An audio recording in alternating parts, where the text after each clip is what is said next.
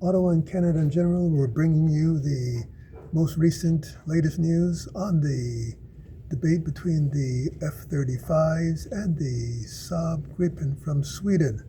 This story comes out from Eurasian Times, as you can see, recent Tuesday, January 20th, which is today, an article which basically explores the latest updates on the Saab-Gripen. The article talks about reiterating its offer. Saab informed the Canadian Armed Forces last week that it could deliver on its promise to create 12,600 jobs locally in Ottawa by buying 72 Gripen jets and 6 Global Eye surveillance aircraft. This is being presented as a package offer. The article then goes to document what happened relatively recently under the leadership of Saab SEO Michael Johansson, sort of reaffirming that commitment in the article. Also, it goes on to say that the push for the export is part of the Gripen for Canada campaign that was resuscitated after the Canadian Prime Minister Mark Carney put the purchase of the 88 Lockheed Martin F-35A jets under review in March last year. It also says that to make the offer more enticing for the Royal Canadian Air Force, the Swedish manufacturer has expanded it by adding Global Eye aircraft, presenting it as a package deal that will help Ottawa diversify its armed purchases and create more jobs that will boost its economy at a time when the country is facing economic headwinds linked to the United States and its policy decisions, particularly with the Trump regime. One of the critical, more recent issues that the article brings up, it's the new strategic partnership with Carney and China because of frosty ties with Trump. And the article also brings up the issue whether the future of Greenland, whether Trump's continued obsessive sociopathic threats on Greenland is going to, it doesn't mention sociopathic in the article, but I'm just saying sociopathic threats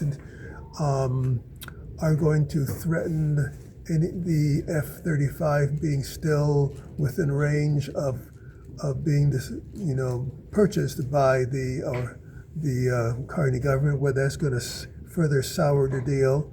The article also documents, as we've discussed before, not only jobs being created, but the Gripen as providing a technology transfer so that Canadians government will own the technology as opposed to the F-35, which would be still owned by the F-35s. And people who've been following the F-35s know that Switzerland assessed their program as being going through the roof in terms of pricing.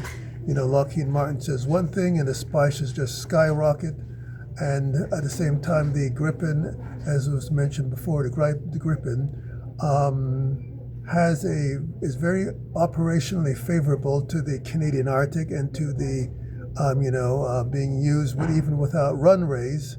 The F-35 requires a lot more maintenance and is not designed for the Arctic like the Gripen. So the Greenland, again, is bringing up. So the question today for everybody interested in the F-35 versus Saab-Gripen debate, people who want a Saab-Gripen, one thing which is notable in the continued debate is that the Royal Canadian Air Force current personnel, commanders, and veterans seem to, in the majority, still want the F-35s because they have been aligned to the interests and desires of NORAD. So the two questions I have today for everybody interested in this debate is, do you think that we need to reassess and reevaluate NORAD in Canada in light of the continued apparent allegiances that our own military personnel are expressing for Trump's preferences in this whole debate and decision-making process. Do you see that the NORAD as completely compromising our sovereignty? Because particularly, NORAD is not about two independent military structures that are equal and separate coming together in an alliance, but it's a uniquely unified command structure, which basically fuses not only the physical command structure of Canada and the United States into one unified command, which I believe is currently under the United States Air Force, but it also fuses a sense of allegiances, which may be diametrically opposed to the Canadians and the Canadian government's desire to affirm Canadian sovereignty. So do we need to reassess NORAD, and has this issue with regard to Trump's threat over Greenland and how we can protect or defend ourselves in the north, do you think that increases the desirability of Gripen? What do you think about the latest news of Greenland and Trump's ongoing crazy obsessions? How do you think that's going to influence the Canadian government? What do you think? Thanks for watching another edition of the Ottawa Market as we continue to focus on Canadian sovereignty interests, particularly with respect to what's going on with Trump, which is an increasingly big issue. Thanks for watching.